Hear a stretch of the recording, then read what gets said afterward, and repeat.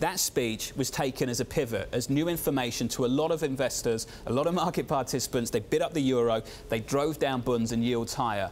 The ECB, according to our sources, according to people familiar with the ECB and Mario Draghi's thinking, the noted market reactions, they are intending to strike a balance in the Sintra speech, not a big shift. What are your views? So first of all, great job to you guys and the producers. That was the pivotal moment that got a lot of people's attention in terms of really changing and shifting the narrative around ECB policy expectations, that just by doing nothing, they would get more accommodative. And it's about financial conditions. The next paragraph, he goes on, that it's not just about policy rates, it's also about financial conditions. Now, the headline just hit, and clearly we're having a big market move on this. And it is reflective of the speech in terms of not wanting to have financial markets overreact.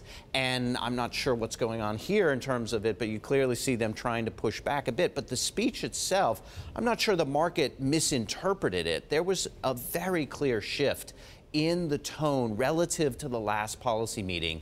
It was quite a dramatic tone. So maybe they're trying to walk it back. Well, Jeff, I think the market reaction today says it all. It's a market that still believes in yesterday's speech. Yes, we've got a slight correction, but we don't completely reverse it in any way, shape or form. According to the people familiar with the thinking of the ECB, the speech at the forum was intended to strike a balance between recognising the currency bloc's economic strength and warning that monetary support is still needed. I think the fact of the matter for anyone in this market right now is we've moved away from whatever it takes towards normalisation. Where you think we are on that journey is up for debate. But Kit Jukes of SocGen today put it perfectly well.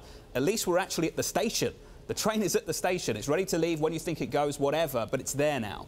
And that had been part of the expectations, that the economic fundamentals had evolved, that there would be this pivot sometime later in the year. There was a remarkably more dovish June meeting that set back some of those expectations. And then this pivot in yesterday's speech, I think, is what is really moving the market, and maybe they're trying to walk it back a bit. But the issue is simply this, that the acknowledgement is the specter of deflation has been defeated. And if we don't have deflation as a fear, then we don't need such highly accommodative monetary policy. That's the main issue, and that's what the economic fundamentals support. The timing and exactly in terms of the communication is key, but having negative 40 basis points of the deposit rate, and there's an admission of that in terms of the shift, in terms of the balance of risk, moving us along in that trajectory. Maybe yesterday's speech was too big of a move for the market and for the ECB to want to handle.